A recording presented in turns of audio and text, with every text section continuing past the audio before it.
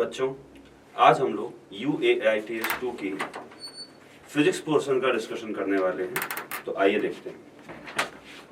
आपसे कहा गया a body of mass 10 kg lies on a smooth incline plane, the block of mass m is given a force F equal to 10 Newton horizontally as shown.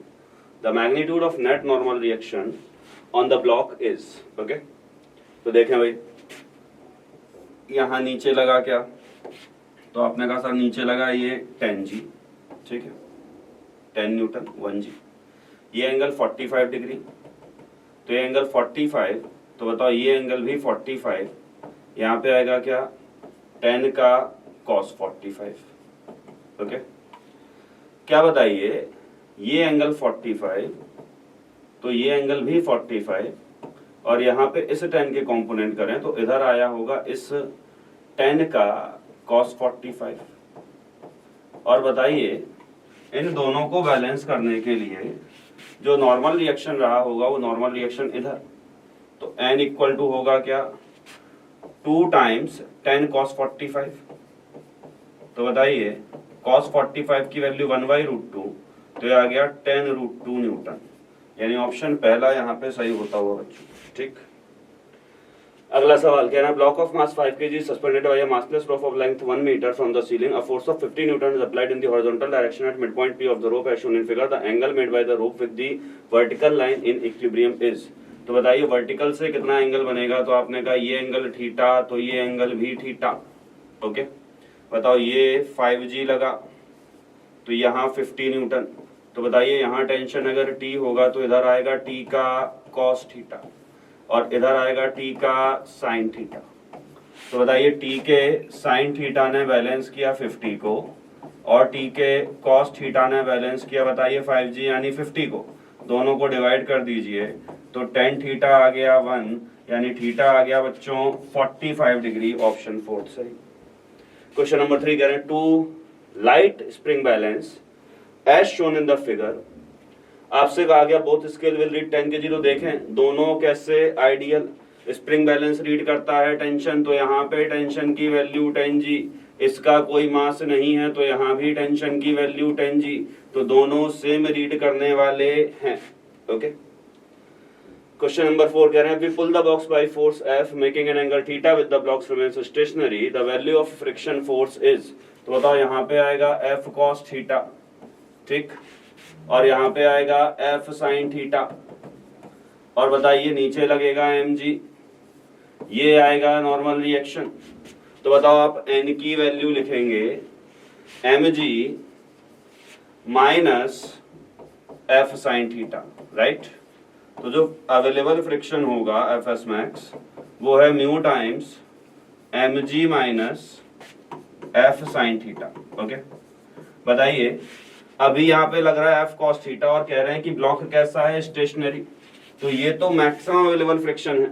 अगर block stationery है तो बताओ यहाँ पे जो भी फ्रिक्शन एक्टिंग होगा क्या बताइए वो F cos थीटा के बराबर, तो ऑप्शन दूसरा सही होता है।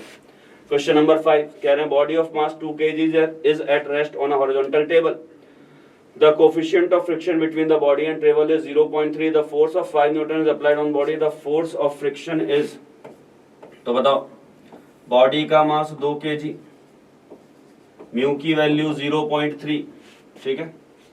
तो बताओ अगर म्यू की वैल्यू 0.3 तो बताएं Fs मैक्स कितना, और यहाँ पे फोर्स लग रहा है 5 न्यूटन का, तो अगर तुमने Fs मैक्स निकाला तो लिखा जाएगा म्यू इंटू नॉर्मल रिएक्शन यानी 0.3 इंटू 20, तो आ गया तुम्हारे पास 6 न्यूटन।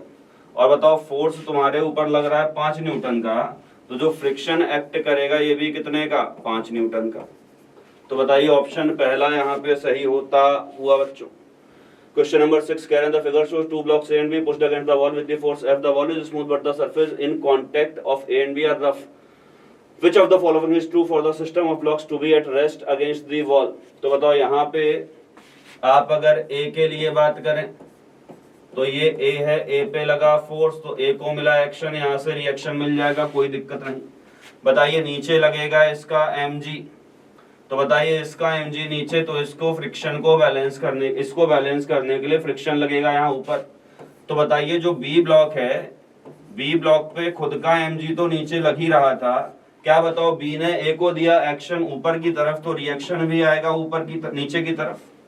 लेकिन बताइए तो इस पे 2 डाउनवर्ड फोर्स लगे, लेकिन यहाँ पे म्यू की वैल्यू है 0, तो बताओ ऊपर कोई फ्रिक्शन मौजूद नहीं है। तो ऊपर कोई फ्रिक्शन मौजूद नहीं तो बी रुकने वाला नहीं है, और बी नहीं रुका तो ए भी रुकने वाला नहीं है। तो बताओ सिस्टम इक्विलिब्रियम में रहने वाला नहीं है। ओके, इसके बाद अब cold soft drink is kept on the table when the cap is open the reading of balance.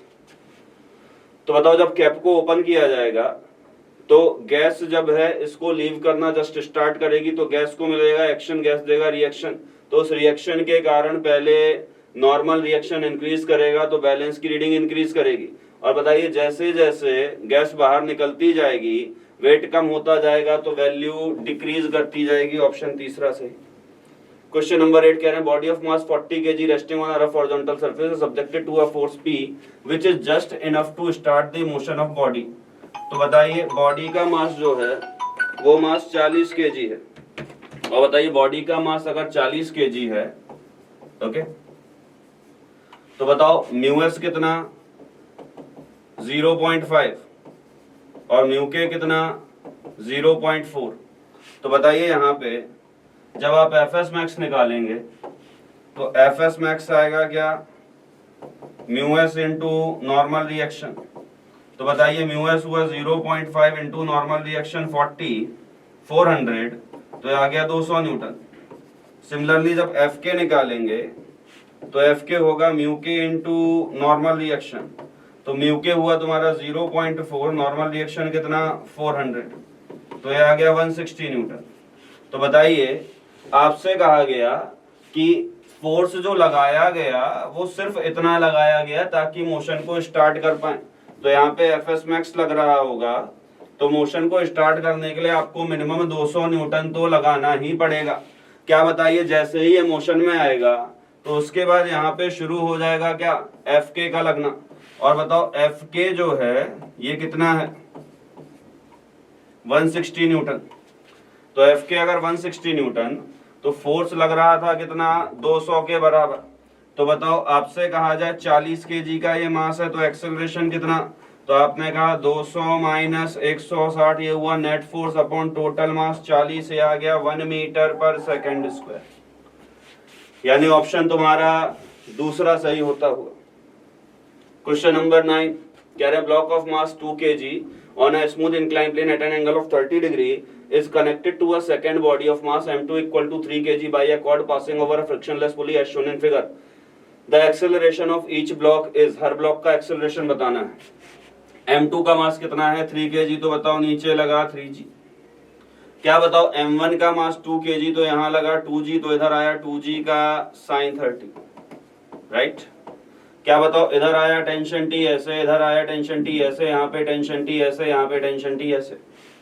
क्या बताइए ये जो टेंशन टी है अगर पूरे सिस्टम के लिए देखोगे तो ये टेंशन टी हो जाएगा कैसा, इंटरनल।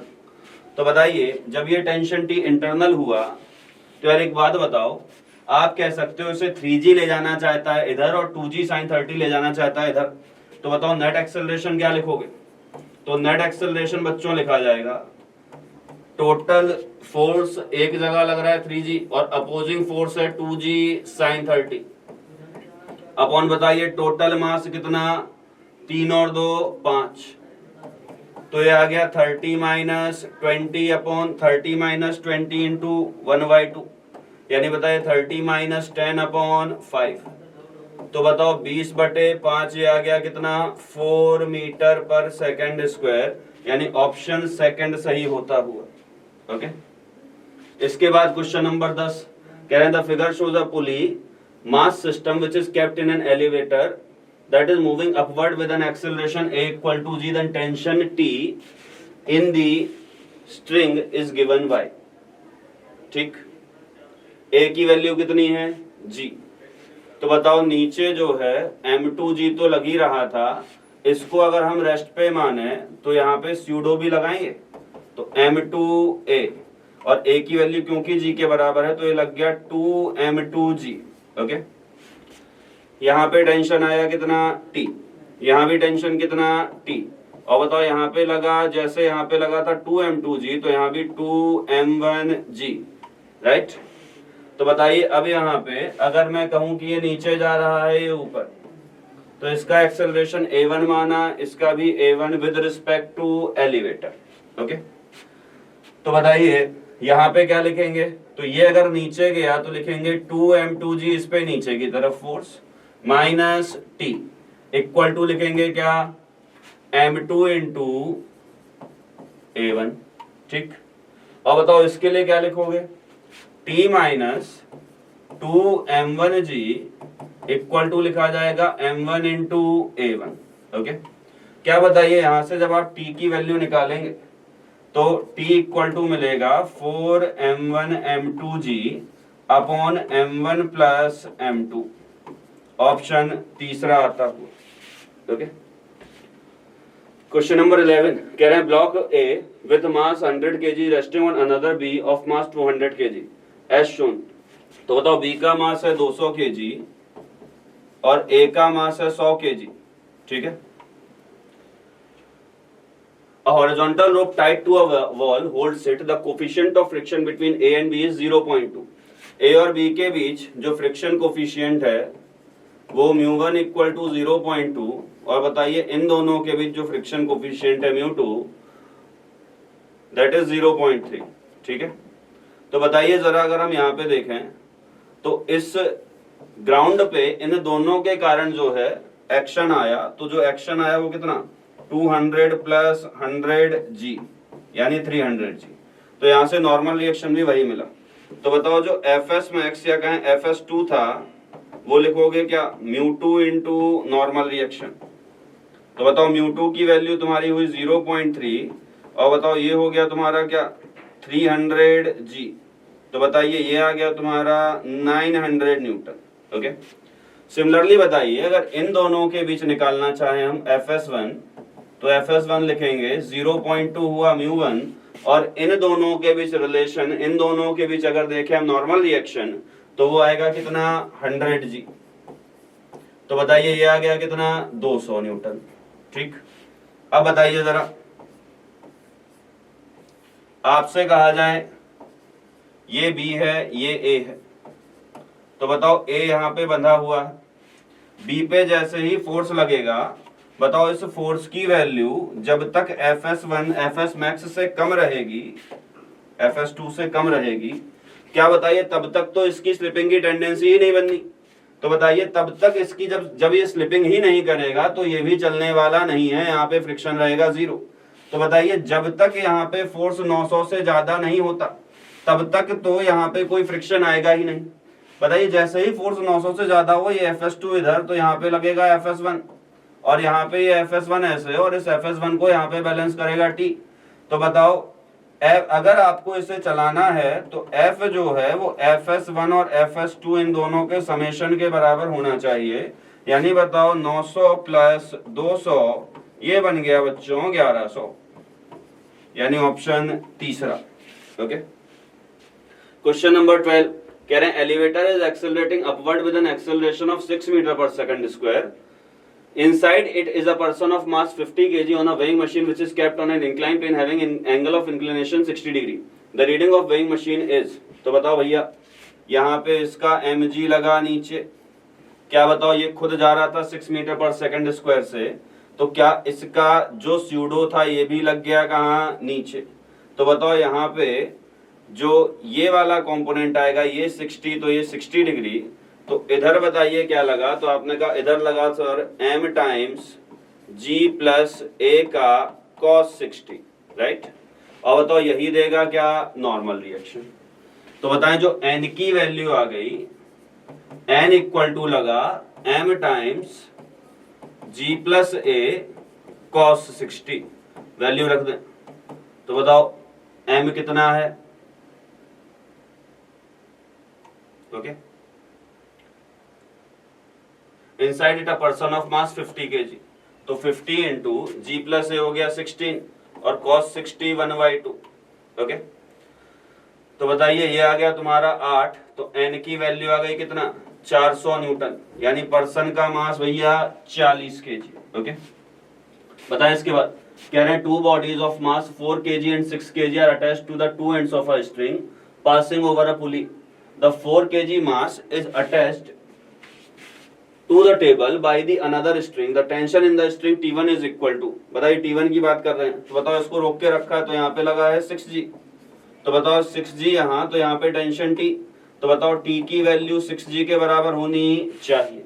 और बताओ यहाँ पे अगर देखें तो यहाँ T लगा, नीचे लगा 4G, और बताओ ये T2 भी नीचे, तो क्या बताओ इसके लिए आप लिखेंगे T must be equal to 4G plus T2, और T की वैल्यू खुद 6G है, must be equal to 4G plus T2, तो बताओ T2 की वैल्यू आ गई यहाँ से 2G, यानी कि ऑप्शन पहला सही होता हुआ।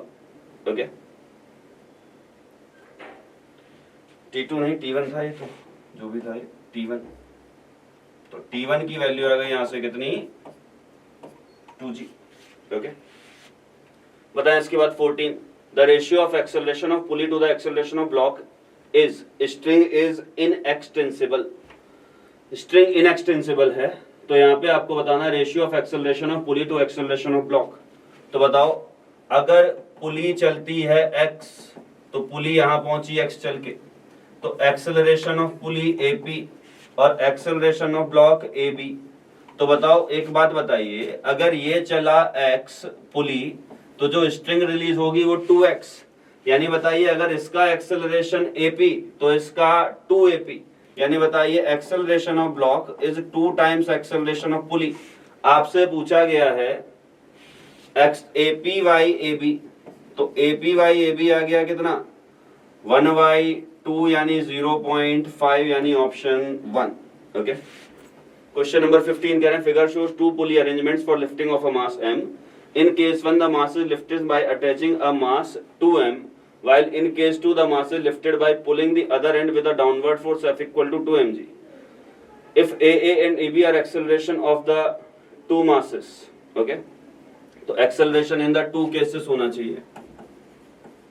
तो देखें यहाँ पे बताइए नीचे लगेगा क्या 2mg, इधर लगेगा क्या mg, इधर टेंशन T, तो इधर टेंशन T। तो बताओ इसके लिए जब बात करोगे केस 1 के लिए, तो बताइए आप लिखेंगे क्या, नीचे जाएगा ये, तो ये जाएगा ऊपर, तो बताओ इसके लिए लिखेंगे क्या 2mg minus T equal to 2ma। Okay, इसको A1 कह देते हैं। और बताओ ये लिखेंगे क्या T minus mg equal to m into A1, तो बताओ ये आपस में खत्म, तो ये बचा तुम्हारे पास mg इक्वल टू 3ma1, तो बताओ A1 हो गया क्या g/3। ठीक, सिमिलरली बताइए जब केस 2 की बात करें तो यहाँ पे लग रहा है 2mg, तो बताओ यहाँ पे 2mg, तो यहाँ पे भी टेंशन T की वैल्यू 2mg के बराबर, तो यहाँ भी टेंशन T, यहाँ भी टेंशन T, यहाँ भी टेंशन T, और यहाँ नीचे लगा mg। तो बताओ इसके लिए क्या लिखोगे, ऊपर जाएगा तो T माइनस mg बराबर m इंटू A2, तो बताओ T कितना है 2g के बराबर, तो 2mg माइनस mg बराबर m इंटू A2, तो बताओ A2 की वैल्यू आ गई कितना g, तो बताओ A1 बराबर A2/3। ओके, यानी बताइए ऑप्शन तुम्हारा कौन सा तीसरा आता हुआ। क्वेश्चन नंबर 16 कह रहे हैं block of mass m is pulled by a uniform chain of length of mass m tied to it by applying a force F at the other end of the chain. The tension at the point distant quarter of the length of chain from free end will be. Okay? तो बताएं जरा, यहाँ पे आपको यहाँ पे tension निकालना है, तो जहाँ पे टेंशन निकालना होता था वहीं से आप कट कर देते थे। तो बताइए फोर्स F है, पूरा सिस्टम एक साथ जाएगा, तो A बराबर आएगा F अपॉन ये मास M, ये भी M, तो टोटल मास बना बच्चों 2m। ओके, अब बताइए जहां से कहा गया है वहां से इसको कट करिए, तो ये मास m क्या बताइए आपने कट किया है L/4 पे, तो बताइए ये मास बचा m/4, राइट, तो ये मास बचा 3m/4।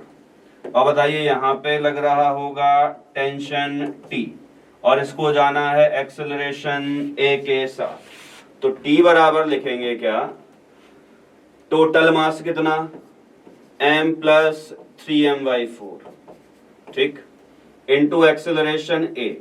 तो बताओ T की वैल्यू आ गई 7m/4, A की value F/2m।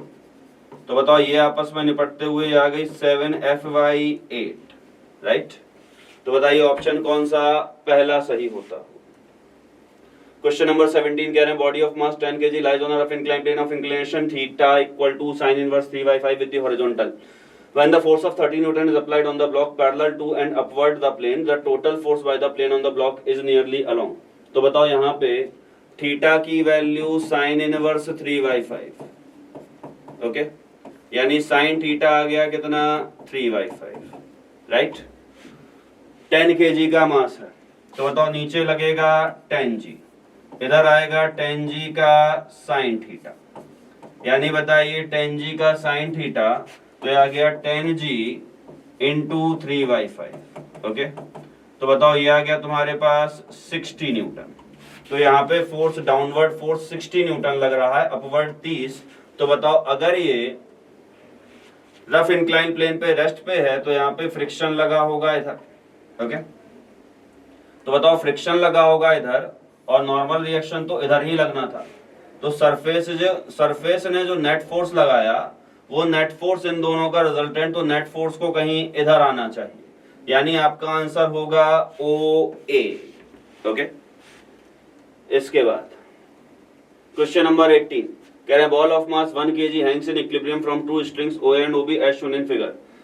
What are the tensions in string OA and OB, okay. OA और OB में कितनी टेंशन होगी। तो देखो भाई यहाँ पे देख लें क्या बताइए, नीचे ये है 10 न्यूटन, तो इस पे लगा नीचे 10 न्यूटन, ओके। यहाँ पे टेंशन T2, बताओ यहाँ पे टेंशन T2 है, टोटल एंगल 150। तो बताओ एक्स एक्सिस से एंगल बना 60 डिग्री, यहाँ पे बताइए टोटल एंगल 120। तो T1 का बताओ एंगल बनेगा कितना 30 डिग्री, राइट। तो बताइए यहाँ पे आप करेंगे कॉम्पोनेंट, जरा कॉम्पोनेंट करिए। तो यहाँ पे आया T2 का cos 60, यहाँ पे आया T1 का cos 30। तो बताओ यहाँ आया T2 cos 60 बराबर होना चाहिए किसके, T1 cos 30 के, यानी बताओ T2/2 must be equal to T1 times √3/2। तो बताओ T2 बराबर आ गया √3T1, ठीक। एक इक्वेशन ही अपने नाम होती हुई। दूसरा बताएं एक बार y के अलोंग फोर्स बैलेंस करें। तो बताओ यहाँ पे आएगा T1 का sin 30, T2 का sin 60, ये दोनों लगे ऊपर। तो बताओ ये दोनों लगे ऊपर, इन दोनों ने मिलके बैलेंस किया 10 न्यूटन को। तो बताइए T1 का sin 30 प्लस T2 का sin 60 मस्ट बी इक्वल होना चाहिए किसके, 10 के, यानी T1/2 plus √3T2/2 must be equal to 10। आपको पता है T2 इक्वल टू √3T1 था, रख दीजिए। तो बताइए आपके पास मिलेगा T1/2 प्लस √3/2 टाइम्स T2 की वैल्यू हुई √3T1, right, must be equal to 10, okay. तो बताइए ये हो गया √3 इंटू √3 3T1, तो ये हुआ 4T1/2, यानी 2T1 इक्वल टू 10। T1 की वैल्यू 5, T2 था √3T1, तो T2 की वैल्यू 5√3 न्यूटन, यानी ऑप्शन तुम्हारा पहला सही होता हुआ बच्चों। क्वेश्चन नंबर 19 कह रहे हैं 10 kg ball attached at the end of a rigid massless rod of length 1 meter rotates at a constant speed in a horizontal circle of radius 0.5 meter and period of 1.58 second as shown in the figure. The force exerted by rod on the ball is, तो बताएं जरा, नीचे लगा होगा 10g, circle में भी घूमना है तो इधर एक सेंट्रीपिटल फोर्स चाहिए। तो इन दोनों का जवाब देने के लिए नॉर्मल रिएक्शन आगे आया। तो नॉर्मल रिएक्शन ने एक कंपोनेंट दिया होगा N1 इधर, दूसरा N2 इधर। तो बताओ N2 की वैल्यू तो तुम्हें साफ साफ दिख रही है 10g, ओके। n1 ने क्या किया, तो n1 ने सर्कल में घुमाया तो n1 equal to m omega square आ, ठीक। अब बताओ मास कितना दे रखा है 10, बहुत बढ़िया। ओमेगा कितना दे रखा है, तो कह रहे हैं सर टाइम पीरियड दिया है तो 2 पाई बाई टाइम पीरियड, और टाइम पीरियड कितना है 1.58 का स्क्वायर। ओके। रेडियस कितनी, तो कह रहे 0.5 मीटर के रेडियस में घूम रहे हैं सर, तो बताइए ये आ गया तुम्हारे पास 10। ओके। बताओ 1.58 पाई 2 बार जाएगा तो ये 4 हो गया, और 4 का स्क्वायर 16 इंटू 0.5, तो बताइए ये बचा 80 न्यूटन। तो जो n आएगा अंडर रूट ऑफ n1 का स्क्वायर प्लस n2 का स्क्वायर, यानी अंडर रूट ऑफ 80 का स्क्वायर प्लस 100 का स्क्वायर, तो ये अप्रोक्सीमेटली आएगा कितना 128 न्यूटन। ओके। चलिए इसके बाद यानी ऑप्शन हुआ सेकंड। क्वेश्चन नंबर 20 कह रहे हैं rod of length L and mass m is acted upon by two unequal forces of F1 and F2. F2 is less than F1 as shown in the following figure. The tension in rod at a distance y from the end A is given by. तो बताओ जहां से पूछा जाए वहां से अपन करते थे कट, करते हैं भैया कट, ठीक। कट किया यहां से, तो बताओ ये F1 ये F2, एक्सेलरेशन आ गया क्या F1 minus F2 upon m। Okay. अब बताइए जरा, जहां से कट किया वहां से FBD बनाएंगे, तो इस पे यहां लगा F2 सॉरी, और यहां पे टेंशन T मान लीजिए, ठीक। यहां कट किया, और बताओ ये दूसरा सेगमेंट जिसकी डिस्टेंस कितनी है, लेंथ कितनी है y, तो यहां पे टेंशन T ऐसे लगा, और ये F1, तो इसका एक्सेलरेशन A इधर। बताओ L लेंथ में मास है m, तो y 1 मीटर में MYL, तो y मीटर में मास, तो आपने कहा MYL इंटू y, ठीक। तो बताएं जरा इसके लिए इक्वेशन लिखें, F1 इधर T इधर जा रहा है इधर, तो लिखेंगे F1 minus T equal to इसका मास है MYL times y into A की वैल्यू रख दें बस, तो मिलेगा F1 minus T equal to MYL y, और A की वैल्यू अपन ने रख दी F1 minus F2 upon m। Okay. तो बताओ ये यहाँ पे कैंसिल, तो बताओ ये बचा F1 minus T equal to F1 y L minus F2 y L, तो बताओ T की वैल्यू आ गई F1 times 1 minus y L plus F2 y L, यानी ऑप्शन पहला सही होता हुआ। ओके। क्वेश्चन नंबर 21 कह रहे हैं two blocks of mass 2.9 kg and 1.9 kg are suspended from a rigid support S by two inextensible wires each of length 1 meter as shown in figure. The upper wire has negligible mass and the lower wire has a uniformly distributed mass of 0.2 kg. The whole system of blocks, wires and support has an upward acceleration of 0.2 meter per second square. The acceleration due to gravity is 9.8 meter per second square. Find the tension at midpoint of the lower wire. Okay. तो बताइए whole system का जो acceleration है वो 0.2 metre per second square है upward, ठीक है। तुमसे क्या पूछा गया है, tension eight mid point of lower wire, तो लोअर वायर के मिड पॉइंट पे टेंशन बता दो भाई। तो देख लो भाई जहां से टेंशन पूछा जाए वहां से इसको कट करने का, तो कट कर दीजिए भैया। तो अगर कट करेंगे तो बताओ टोटल इस वायर में मास कितना था 0.2 kg, तो आधे वायर में मास बचेगा 0.1 kg। तो बताओ आपके पास सिचुएशन ये है कि यहाँ पे ये वायर है और वायर से ये 1.9 kg का मास अटैच्ड है, ठीक है। बताओ यहाँ पे टेंशन T लग रहा है और नीचे 1.9 और ये मास 0.1, इन दोनों का मिला के नीचे लग रहा है कितना 2g। तो क्या लिखोगे T minus 2g equal to 2a, तो T माइनस 2g की वैल्यू 9.8 और बताओ इक्वल टू 2, एक्सेलरेशन कितना 0.2, तो बताओ T की वैल्यू आ गई 2 टाइम्स 9.8 प्लस 0.2, यानी बताओ टी की वैल्यू आ गई 20 न्यूटन। यानी ऑप्शन कौन सा? सेकंड सही होता हुआ। ओके, क्वेश्चन नंबर 22 कह रहे हैं in figure spring constant of spring is 100 newton per metre, extension produced in the spring is. तो बताओ यहाँ पे अगर ये रेस्ट पे है, क्योंकि यहाँ भी 4G यहाँ भी 4G, तो बताओ kx इक्वल टू हो गया 4G, राइट। तो बताओ k की value 100 into x equal to 40, तो x की वैल्यू आ गई कितना? 0.4 यानी 40 सेंटीमीटर। ऑप्शन आ गया 4। क्वेश्चन नंबर 23 कह रहे हैं ball connected with the string is released at an angle of 45 degree with the vertical as shown in the figure, then the acceleration of box at this instant will be. तो बताएं भाई, आपसे कहा जाए कि ये आपके पास बॉक्स है, नीचे लगा mg, ये एंगल बन रहा है 45 डिग्री, ठीक।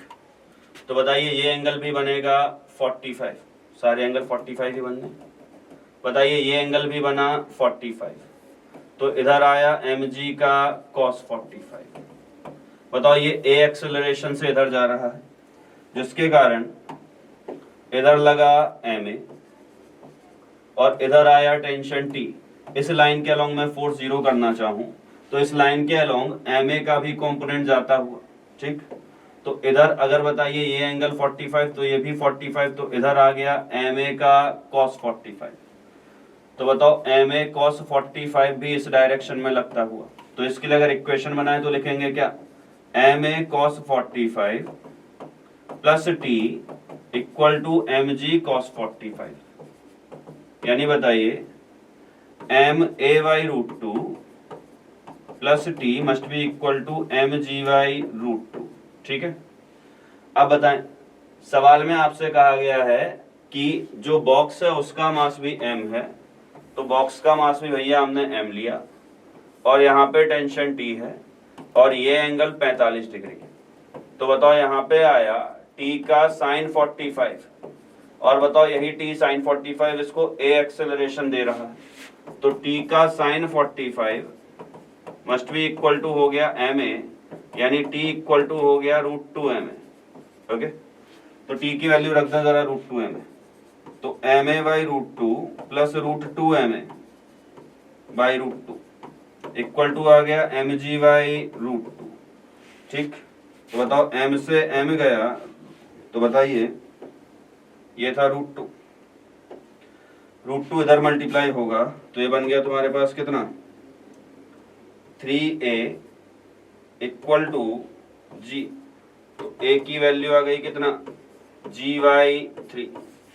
यानी बताइए ऑप्शन कौन सा दूसरा सही होता हुआ है। ओके, इसके बाद क्वेश्चन नंबर 24 कहना है block of mass m rests on a rough horizontal surface as shown in figure.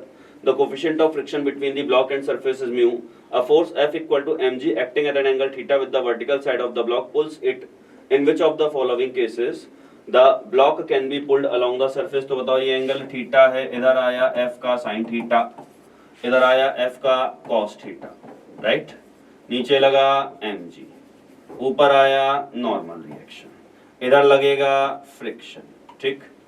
तो बताइए अगर आपसे कहा जाए कि in which of the following cases the block can be pulled along the surface, तो देखें जरा भाई, जब f sin थीटा ज्यादा रहेगा fs मैक्स से तभी खींचा जा सकता है। तो f sin थीटा ज्यादा रहना चाहिए म्यू इंटू नॉर्मल रिएक्शन से, और नॉर्मल रिएक्शन की जरा बात करें तो क्या लिखेंगे? n इक्वल टू mg और बताओ f cos थीटा लगा ऊपर तो माइनस f का cos थीटा, राइट। तो बताओ यहां पे जो f sin थीटा है must be greater than equal to होना चाहिए mu times mg minus f cos theta के, राइट। क्या बताओ f की वैल्यू mg के बराबर, तो ये हो गया mg sin theta must be greater than equal to mu times mg minus mg cos theta. क्या बताओ, mg से mg गए तो बताओ बच्चा आपके पास क्या, sine theta must be greater than equal to mu times 1 minus cos theta. Okay, तो बताओ, अब बताएं जरा। तो ये हो गया तुम्हारे पास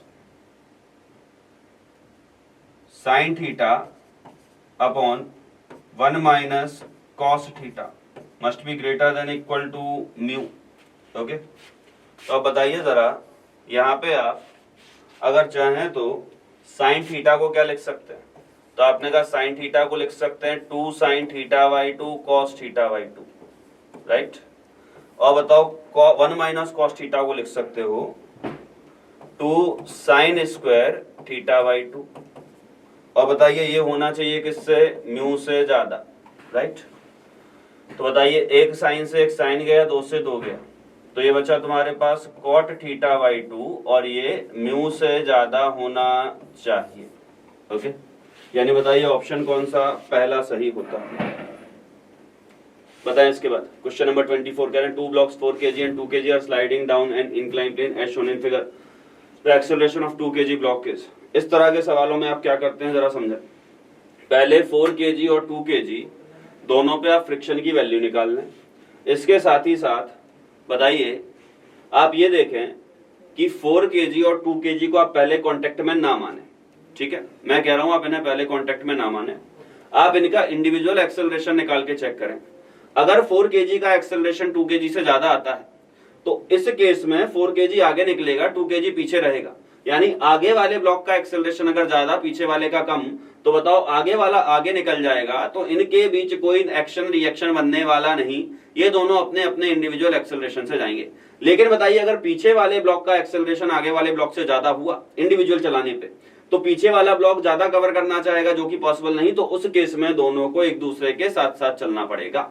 ओके, यहाँ पे बताइए, यहाँ पे साथ साथ चलने की पॉसिबिलिटी, तो हम लिखेंगे यहाँ पे नीचे 4G लगा,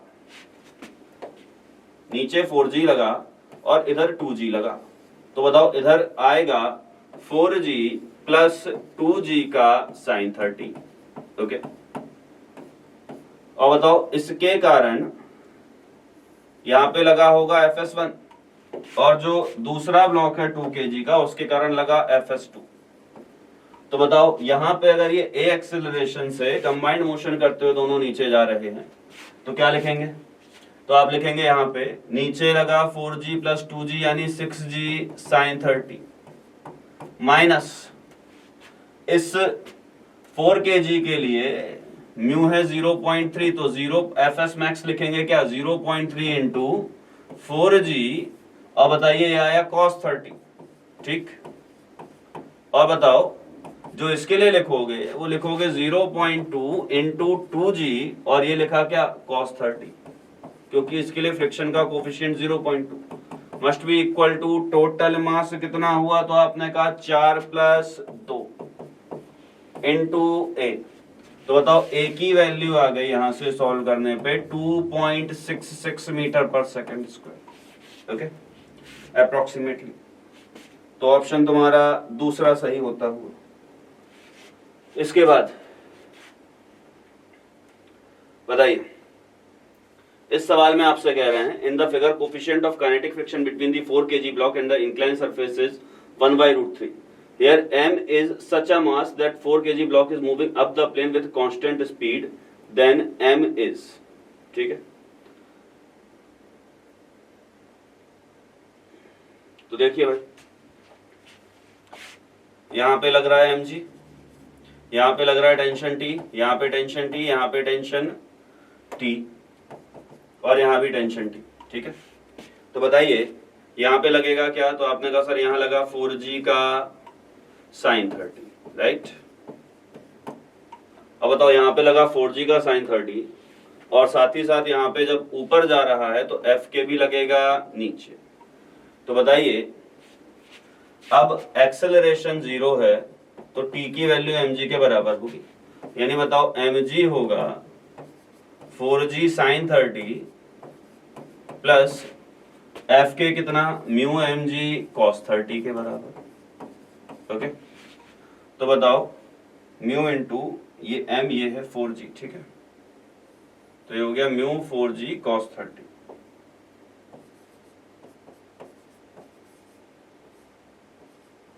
तो बताओ g से g गया, तो ये बताओ m बराबर बचा 4 इंटू हाफ प्लस म्यू की वैल्यू रख दी कितनी थी 1/√3, तो 1/√3 इंटू 4 इंटू √3/2। तो बताओ ये आपस में कैंसिल, ये बचा 2, ठीक, तो बताओ ये भी बचा कितना 2, तो m की वैल्यू आ गई 4 kg, यानी ऑप्शन हमारा 4th सही होता हुआ। क्वेश्चन नंबर 27 कह रहे हैं इन the figure coefficient of friction between m2 and horizontal surface is mu, minimum value of m so that the system has zero acceleration is. तो बताओ यहाँ पे अगर ये कोफिशिएंट ऑफ फ्रिक्शन म्यू है तो यहाँ पे ये लगा m1g, यहाँ पे टेंशन t, यहाँ पे टेंशन t, यहाँ पे टेंशन t। तो बताओ अगर नहीं चलना है तो t की वैल्यू m1g के बराबर, और बताओ यही t की वैल्यू fs मैक्स के बराबर रहे तभी तो नहीं चलेगा, राइट।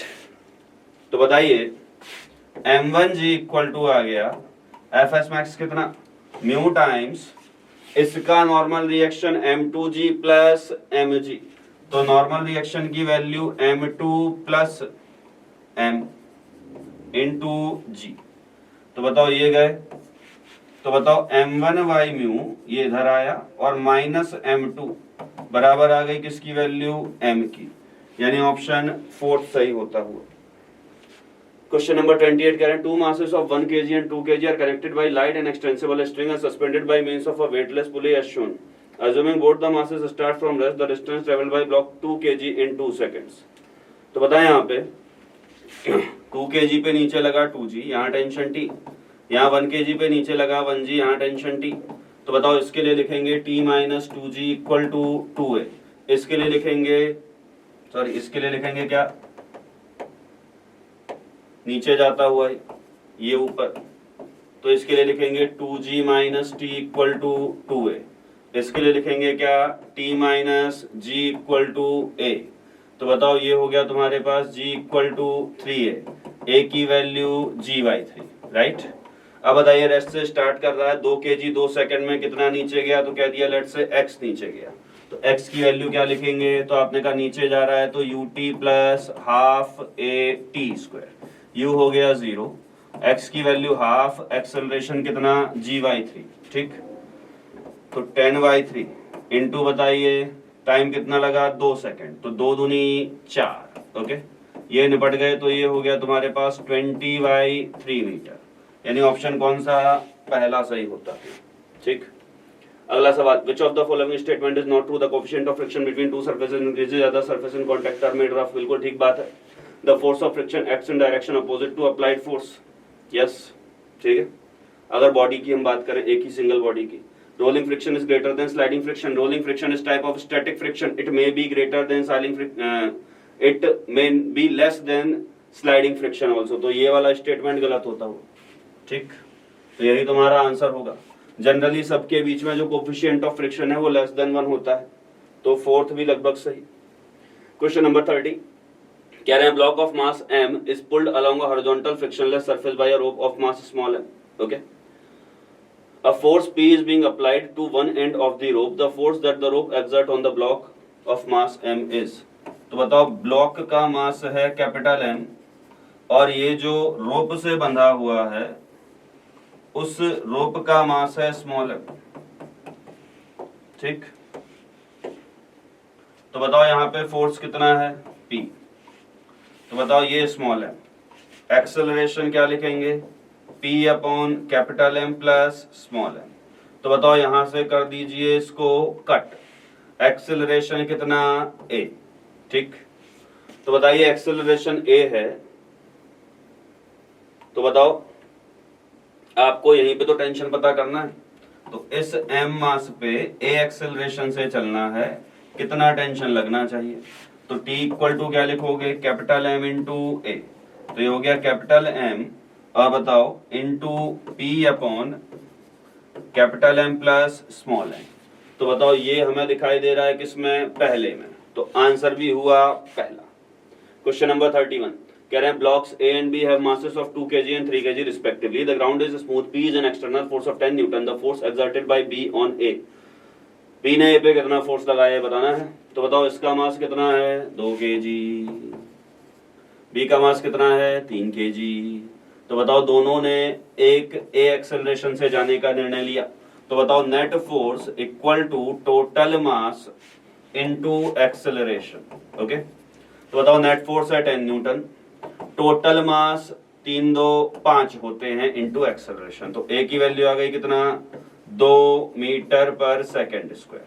अब बताइए जो बी वाला है, इस बी को चलाने की जिम्मेदारी सिर्फ नॉर्मल रिएक्शन की, तो इसका जो भी एक्सेलरेशन होगा उसके लिए नॉर्मल रिएक्शन जिम्मेदार। तो n इक्वल टू बताइए, मास है 3, एक्सेलरेशन है 2, आ गया 6 न्यूटन, आंसर दूसरा। ओके, क्वेश्चन नंबर 32 कह रहे हैं body of mass 8 kg is hanging from another body of mass 12 kg. The combination is being pulled by a string force with an acceleration of 2.2 meter per second square. The tension T1 will be. तो बताओ T1 जो है इसकी value बतानी है, ठीक। तो बताओ क्या लिखेंगे, नीचे लगा 8g, नीचे लगा 12g, ठीक। तो बताइए टोटल नीचे लगा कितना, 20g। तो लिखेंगे T1 minus 8g plus 12g must be equal to total acceleration, total mass 8 plus 12 into 2.2, ठीक। तो ये आ गया कितना तुम्हारे पास, ये हो गया तुम्हारा T1 माइनस 200 इक्वल टू हुआ 20 इंटू 2.2 यानी 44। तो T1 की वैल्यू 244, जिसके नजदीक सबसे ज्यादा ये, तो ऑप्शन दूसरा सही होता हुआ। Okay, question number 33 in the figure shown horizontal force F1 is applied on the block but the block does not slide. Then as the magnitude of vertical force F2 is increased from 0, the block begins to slide. The correct statement is the magnitude of the normal reaction on the block increases. तो देखें भाई, नीचे mg लगेगा, ऊपर लगेगा n, तो n plus F2 must be equal to mg होगा। तो बताओ जैसे जैसे F2 बढ़ेगा वैसे वैसे नॉर्मल रिएक्शन घटेगा, और नॉर्मल रिएक्शन के घटने से Fs मैक्स आप लिखते हो म्यू इनटू नॉर्मल रिएक्शन। तो बताओ नॉर्मल रिएक्शन घटा तो फ्रिक्शन भी घटा, तो static frictional force acting on the block increases, गलत। Maximum value of static frictional force decreases, सही। तो बताइए ऑप्शन तीसरा होता हुआ क्वेश्चन नंबर 34 कह रहे हैं block a force time graph for linear motion is shown in figure where the segments are circular, the linear momentum gained between 0 and 8 seconds. तो यार एक बात बताओ, ये तुम्हारा FT ग्राफ है, तो इसका एरिया देता है चेंज इन मोमेंटम, राइट। तो बताओ यहाँ पे ये सारे एरिया सर्कुलर हैं, तो यहाँ जितना माइनस उतना ही माइनस, यहाँ जितना यहाँ प्लस उतना यहाँ माइनस, जितना यहाँ प्लस उतना यहाँ माइनस। तो टोटल एरिया देखोगे तो टोटल एरिया आएगा 0। तो बताओ आंसर हो गया हमारा 0। ओके, क्वेश्चन नंबर 35 कह रहा है long uniform chain of mass 5 kg is held vertically with lower end just touching the surface of a table.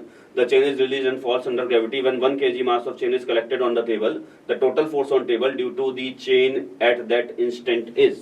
देखें भैया, देखें देखें देखें देखें, आपसे कहा गया है चेन है ये, और इस चेन को इस टेबल पे गिराना है, ठीक है। चेन की लेंथ L है, मास इसका m इक्वल टू 5 kg, ठीक है। बताइए कुछ देर बाद कह रहे हैं कि इस चेन का लेंथ अगर L था, मास 5 kg था, तो 1 kg मास नीचे गिर गया, और बताइए बाकी जो होगा 4 kg वो हवा में होगा, राइट। तो ये 4 kg मास हवा में, यानी बताइए ये कितना गिर चुका है। तो आप कहेंगे अगर L लेंथ था तो मास जो है 1/5 मास नीचे चला गया, तो लेंथ भी 1/5 गिर चुका होगा, L/5। तो यार इस पार्टिकल से हमें अच्छा एक बात बताएं, तो यहाँ पे जो 1 kg है उस 1 kg के कारण तो नीचे 1g लगा ही होगा, जिसके कारण एक नॉर्मल रिएक्शन N1 आ गया। तो N1 की वैल्यू तो तुम्हें पता है 1g, ठीक।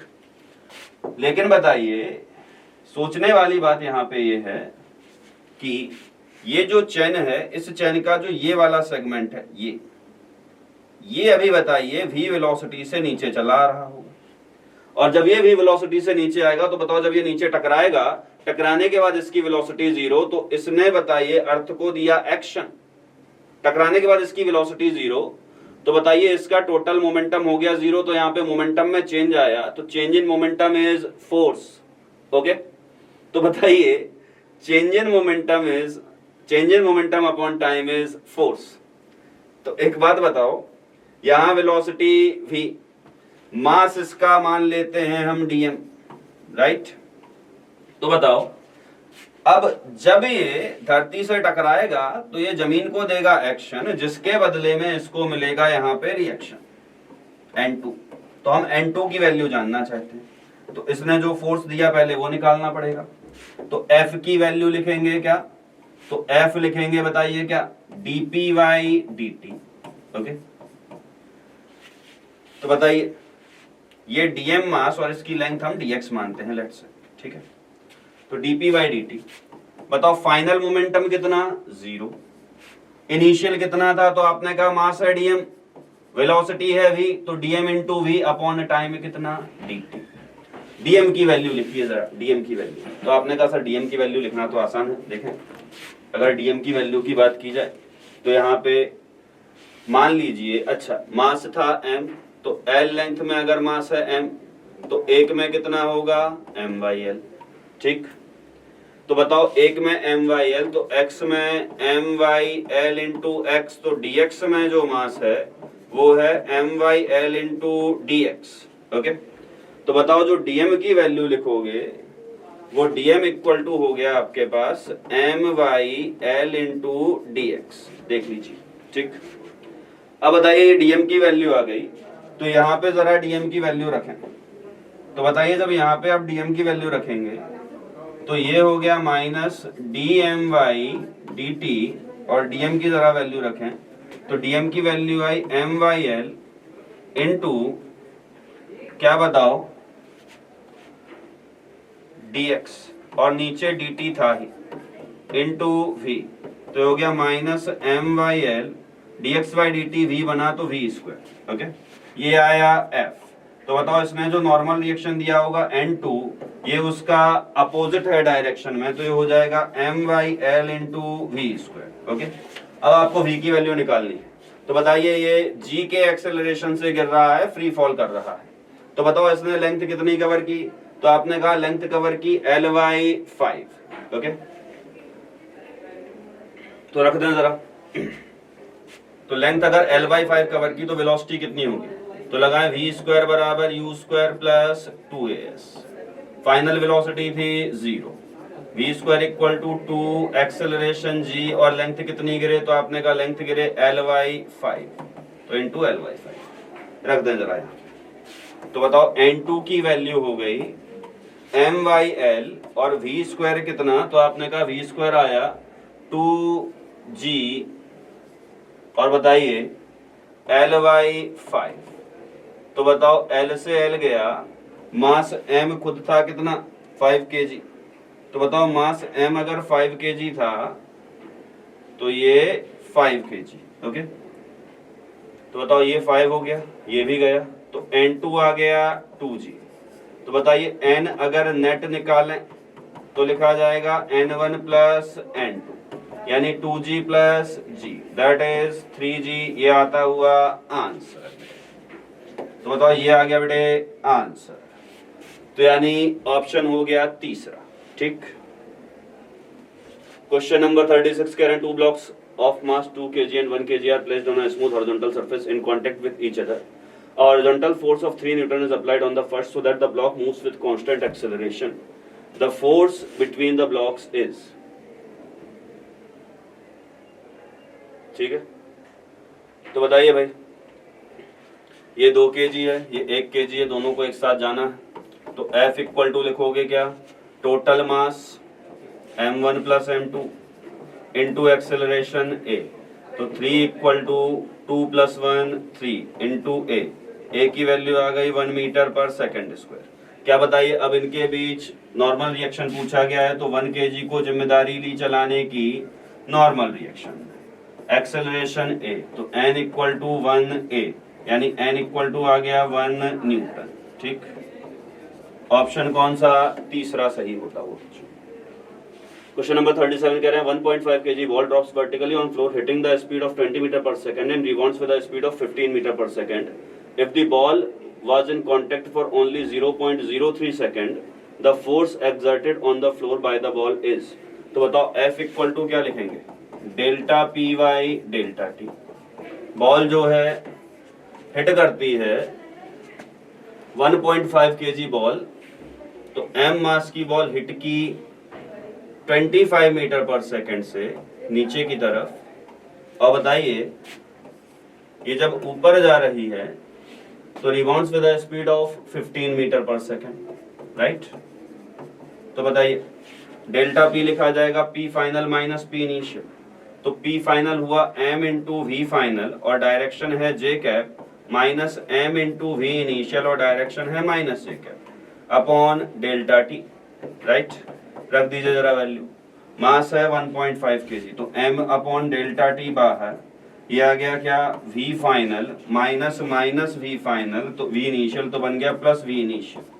ठीक, वैल्यू रखें जरा, तो ये आ गया f इक्वल टू, मास हुआ तुम्हारे पास 1.5, ठीक, और बताइए टाइम हुआ 0.03, 0.03 को लिख देते हैं क्या? 3 इंटू 10 टू द पावर माइनस 2, राइट? और ये बताइए ये कितना हो गया? 25 और 15, तो 25 प्लस 15, ओके? तो बताओ ये F आ गया तुम्हारे पास, ये 2 बचा, तो ये हुआ 40 upon 2 into 10 to the power 2, ठीक? तो ये बताइए आ गया तुम्हारे पास 2000 न्यूटन, यानी ऑप्शन कौन सा? पहला आता हुआ। इसके बाद क्वेश्चन नंबर 38 कह रहे हैं block of mass 6 kg is being pulled by a force 24 newton as shown. If coefficient of friction between the block and surface is 0.6, the frictional force acting on the block. तो बताओ यहाँ पे निकालेंगे क्या? F S max, और F S max क्या? Mu into normal reaction. Block का mass 6 kg, तो यहाँ लगा 6g, यहाँ लगा n, तो बताओ ये हो गया तुम्हारे पास 0.6 इंटू 60, यानी आ गया कितना? 36 न्यूटन। तो एफ एस मैक्स अवेलेबल 36 लग रहा है 24, तो बताओ यहाँ पे फ्रिक्शन आएगा क्या? 24 न्यूटन। तो एक्टिंग कितना होगा? 24 न्यूटन, यानी none of the above. Okay, question number 39 कह रहे हैं cart of mass m has a block of mass small m attached to it as shown in figure. The coefficient of friction between the block and the cart is mu. What is the minimum acceleration of cart so that the block does not fall? तो बताओ ये गिरे ना block, acceleration a है तो इस पे pseudo लगा दीजिए, इधर ma, तो स्यूडो लगा इधर तो नॉर्मल रिएक्शन इधर, तो बताओ n की वैल्यू ma के बराबर होना चाहिए।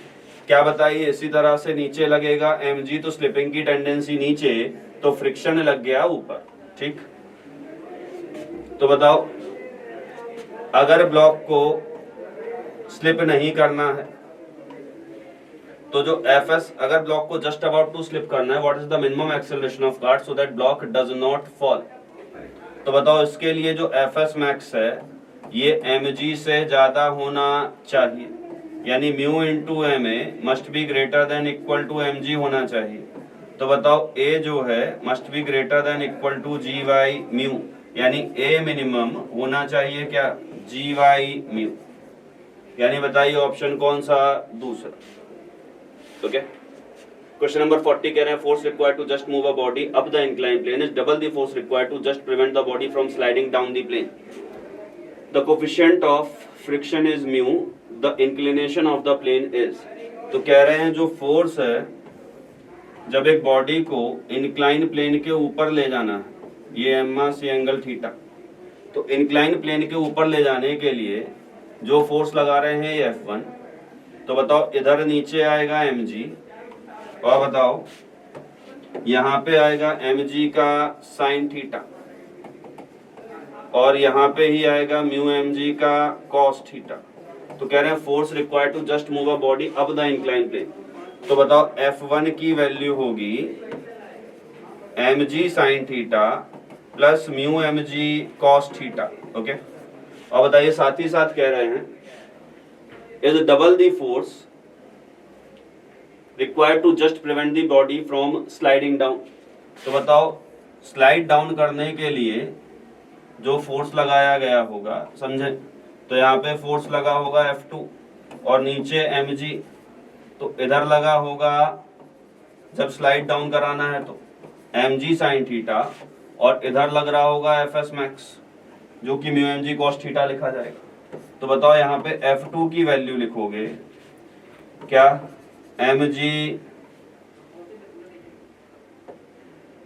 बताओ क्या लिखेंगे F2 की वैल्यू, तो आपने कहा सर लिखा जाएगा F2 equal to mg sine theta minus mu mg cos theta, right, ये लिखा गया।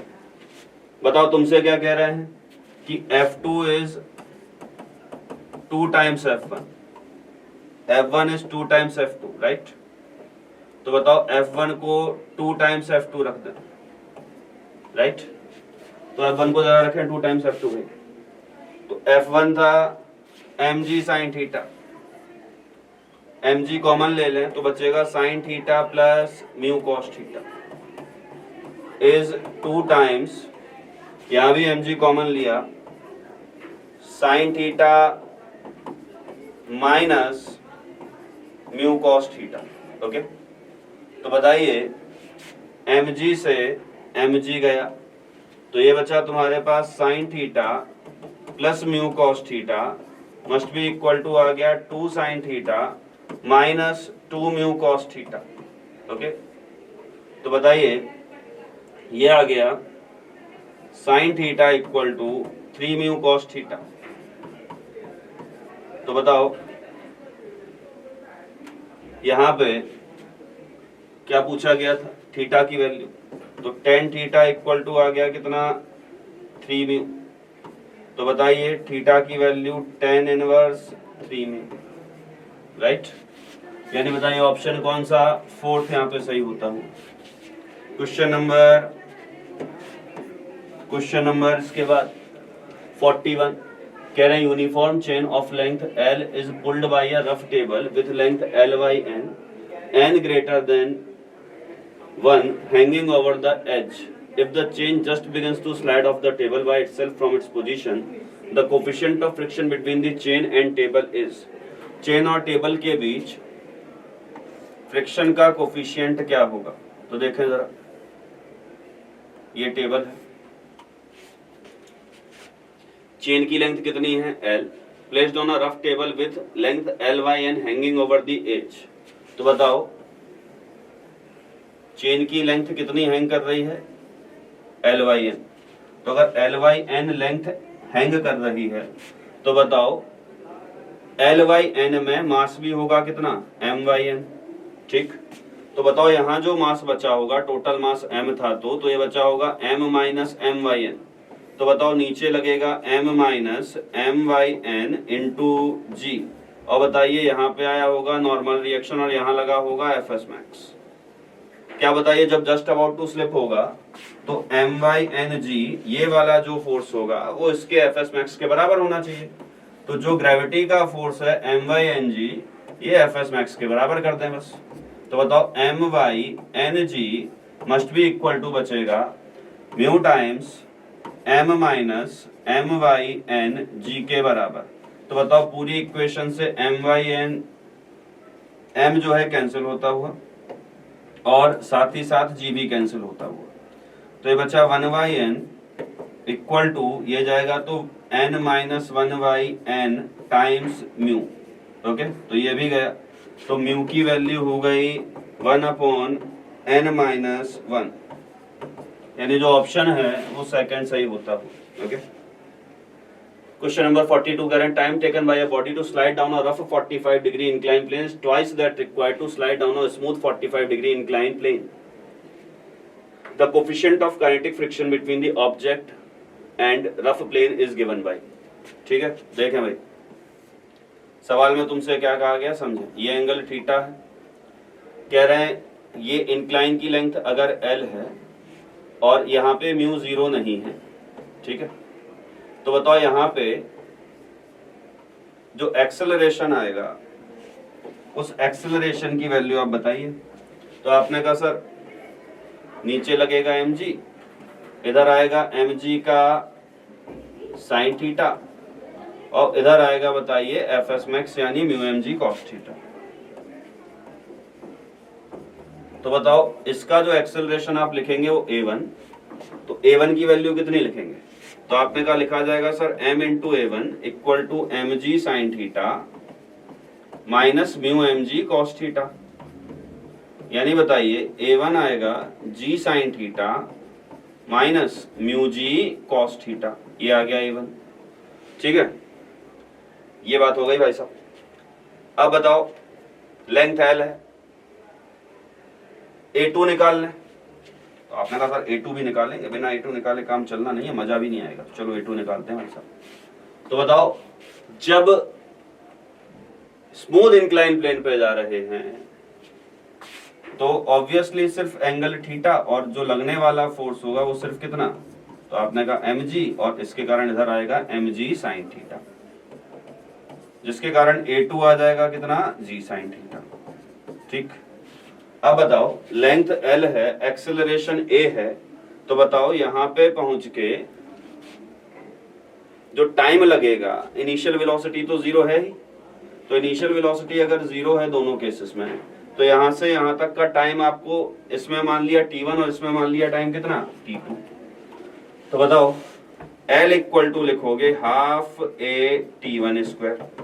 तो बताओ t1 की वैल्यू लिखोगे क्या, √2 ठीक। तो बताइए आपको दिया हुआ है सिमिलरली ये L/A1, सिमिलरली T2 लिखोगे √2 ठीक। तो बताइए आपको दिया है T1 equal to 2T2 right. तो बताइए T1 की वैल्यू दिखी तुमने क्या, √2 must be equal to 2 times √2 दोनों का कर दें स्क्वायर, तो 2 इक्वल टू 4 टाइम्स 2 तो बताइए ये आपस में निकल लिए, तो आ गया तुम्हारे पास A1 बराबर A2/4। तो A1 की वैल्यू कितनी थी भाई, तो आपने कहा सर A1 की वैल्यू थी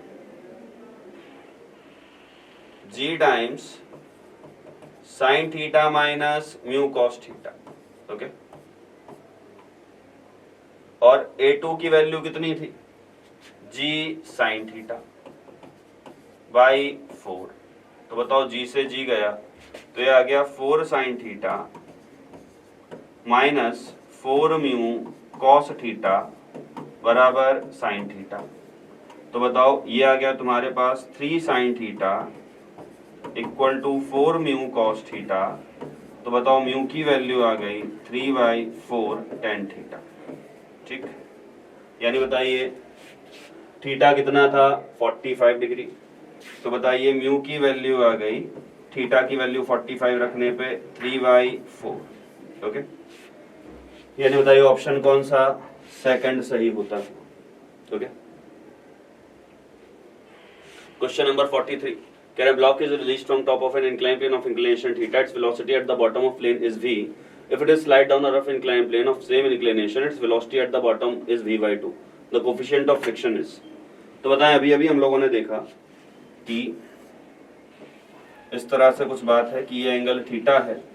तो बताओ जब रफ प्लेन होगा तो रफ प्लेन के लिए एक्सेलरेशन आएगा क्या, m मास था, इनिशियल वेलोसिटी भी थी, ठीक है। तो बताइए जब स्मूथ इंक्लाइन प्लेन है तो ये वेलोसिटी यहाँ पे हो जाती है कितनी v, ठीक।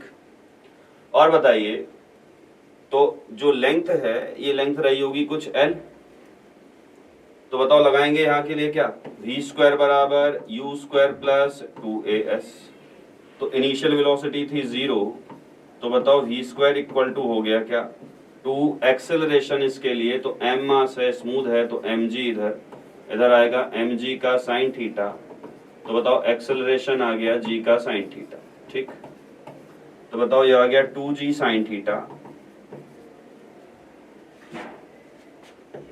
इनटू लेंथ कितनी कवर की l। ठीक है, it slides down a rough inclined plane of same inclination, its velocity at bottom is v/2। तो बताओ अगर यहीं पे एक रफ इंक्लाइन प्लेन पे जाता है तो यहाँ वेलोसिटी v है, यहाँ वेलोसिटी 0 है, और यहाँ पे जब पहुंचता है तो ये वेलोसिटी v/2 बचती है। तो यहाँ पे बताओ जो एक्सेलरेशन आएगा वो a2 कितना आएगा, तो आपने कहा a2 आएगा सर वही जो अभी लिखा था g sine theta minus mu g cos theta. तो g कॉमन ले लिए तो ये बन गया क्या कॉस थीटा। ठीक है, तो बताओ ये आ गया a2। अब कह रहे हैं बताओ यहाँ पे वेलोसिटी v/2, तो इसका स्क्वायर, तो बताओ यहाँ पे लगा दें v square equal to u square plus 2as, तो v/2 का स्क्वायर इक्वल टू 2a2, और a2 की वैल्यू कितनी है g times sign theta minus mu cos theta into l। Okay, ये है। तो बताओ ये v स्क्वायर बाई 2 को ये ऐसे हो गया, इन दोनों को कर दें डिवाइड।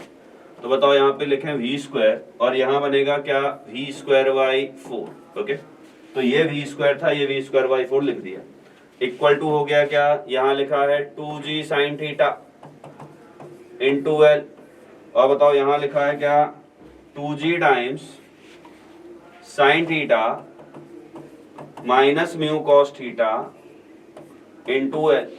तो बताओ l 2g निकल लिए, v स्क्वायर निकल लिए, ये आ गया 4 equal to sine theta upon sine theta minus mu cos theta. तो यहां से बताइए जब आपने सॉल्व किया तो म्यू की वैल्यू मिल गई 3/4 tan थीटा। ओके, यानी बताइए ऑप्शन कौन सा, फोर्थ। इसके बाद क्वेश्चन नंबर 44 कह रहे हैं uniform metal chain is placed on the rough table such that the 1/3 of chain hangs down over the edge of table. When 1/3 of its length hangs over the edge, the chain starts sliding. Then coefficient of static friction. तो बताओ ये कहा गया है तुमसे कि इस table पे कितनी लेंथ लटकी हुई है, 1/3। तो बताओ 1/3 लेंथ अगर लटकी हुई है तो टोटल मास अगर m था तो m/3 मास लटका हुआ है, जिसके कारण नीचे लगेगा m/3g। तो बताओ यहाँ पे बचा हुआ कितना मास 2m/3, तो जिसके कारण यहाँ लगेगा 2m/3g, और यहाँ पे आएगा fs max। तो बताओ जब ये जस्ट अबाउट टू स्लाइड होगा, ये नॉर्मल रिएक्शन इसी 2m/3g के कारण आया, राइट। तो बताओ जो m/3g है ये m/3g हो गया म्यू टाइम्स 2m/3g के बराबर। ओके, तो बताओ m/3 से m/3 और g से g गया, तो 1 इक्वल टू 2 म्यू, यानी म्यू की वैल्यू आ गई 1/2, यानी ऑप्शन तुम्हारा फोर्थ सही होता हुआ बच्चों। क्वेश्चन नंबर 45 कह रहे हैं body of mass m is kept on a rough horizontal surface, friction coefficient mu, a person is trying to pull the body by applying a horizontal force but the body is not moving। तो जो F है इसकी value क्या, तो आपने क्या बताइए sir, देखिए ऐसा है, कैसा है, ऐसा है कि यहाँ पे सरफेस में दो फोर्स लगाए होंगे, एक नीचे mg, एक यहाँ पे नॉर्मल रिएक्शन, और बताइए एक यहाँ पे जो है नॉर्मल रिएक्शन, एक सरफेस का फोर्स। और बताइए अगर आप यहाँ पे फोर्स लगाते हैं तो एक फोर्स लगा होगा फ्रिक्शन का। ठीक, तो बताइए n की वैल्यू तो mg के बराबर हो गई। आपसे कहा जाए सरफेस ने टोटल फोर्स जो लगाया वो टोटल फोर्स ये होगा fs। तो सरफेस का जो फोर्स लिखेंगे इस फोर्स की वैल्यू क्या, तो आपने कहा √n स्क्वायर प्लस fs का स्क्वायर, जो भी फ्रिक्शन एक्ट कर रहा होगा उसका स्क्वायर। तो बताइए n तो फिक्स है, तो जो सरफेस की फोर्स होगी वो जो है n तो फिक्स है mg, तो mg का स्क्वायर प्लस fs का स्क्वायर। अब जो फ्रिक्शन है ये वेरिएबल है, राइट। तो बताओ फ्रिक्शन की मिनिमम वैल्यू कितनी हो सकती है, तो आपने कहा मिनिमम वैल्यू हो सकती है 0। तो जो fs है, इस fs की यानी सरफेस ने जो फोर्स लगाया होगा उसकी मिनिमम वैल्यू हो सकती है √mg स्क्वायर प्लस 0 का स्क्वायर यानी mg, राइट।